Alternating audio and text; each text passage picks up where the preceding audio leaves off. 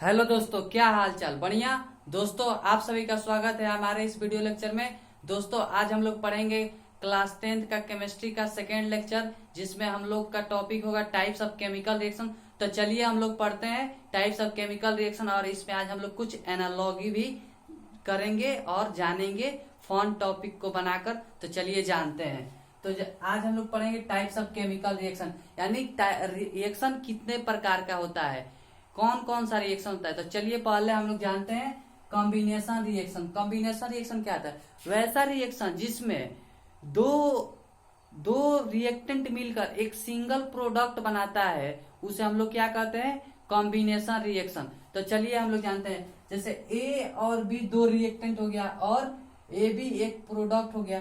जो जो जो एलिमेंट मिलकर या जो जो कंपाउंड मिलकर एक केमिकल रिएक्शन में भाग लेता है तो उसे हम लोग रिएक्टेंट कहते हैं,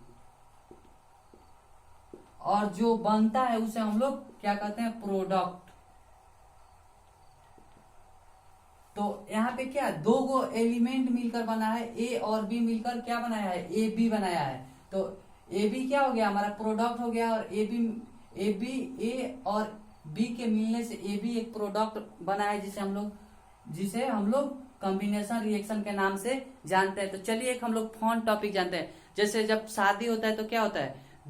एक लड़का वाला घर का, एक लड़की वाला घर का, दोनों में संवाद होता है, दोनों में बात विचार होता है। तो दोनों क्या करता है? दोनों, ये एक लड़का वाला घर का हो गया, एक लड़की वाला घर का हो गया, दोनों क्या होता है? आपस में जुड़ता है। जुड़कर क्या होता है? पहले उसमें क्या होता है? शादी ब्याह का प्रक्रिया होता है। जब वो हो जाता है तो क्या होता है? दोनों एक कपल बन जाता है, एक जोड़ी बन जाता है। तो एक क्या हो जाता है? हमारा प्रोडक्ट हो जाता है। तो दोस्तों, आई होप आप लोग को समझ में आया होगा कि अब कॉम्बिनेशन रिएक्शन किसे कहते हैं। अब चलिए हम लोग जानते हैं डिकम्पोजिशन रिएक्शन के बारे में। तो डिकम्पोजिशन ऐसा रिएक्शन जिसमें एक एलिमेंट को उसको हीट देकर दो या दो से अधिक प्रोडक्ट में तोड़ते हैं, उसे हम लोग क्या कहते हैं? Decomposition reaction. यानी हीट देकर उसे हम लोग तोड़ देते हैं। एक सिंगल रिएक्टेंट को हम लोग टू और मोर प्रोडक्ट में तोड़ते हैं, उसे हम लोग क्या कहते हैं? Decomposition reaction. जैसे यहाँ पे हम लोग का क्या हो जाएगा?